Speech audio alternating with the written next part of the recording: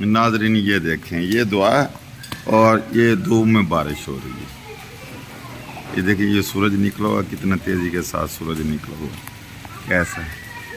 ये इस्लामाबाद में पहले ऐसा नज़ारा मैंने ज़िंदगी में कोई ख़ास नहीं, इस्लामाबाद है ये सूरज है और सूरज में ये बारिश हो रही है।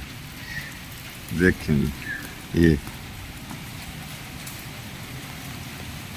ये बच्चे गली में खेल रहे हैं, मुझे घड़ी बहुत धूप निकली हुई है, धूप में बारिश का नज़ारा।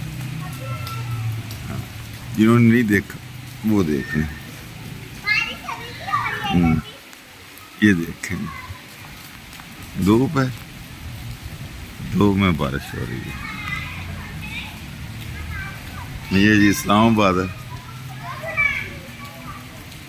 धूप में बारिश। आप लोग यकीन नहीं करेंगे कि कभी धूप में भी बारिश हो सकती है, तो आज अपनी आंखों से देख लें। ये सूरज निकला, बड़ी चमक के साथ दमक रहा है, धूप है और साथ ही बारिश हो रही है। ये देखें, इधर भी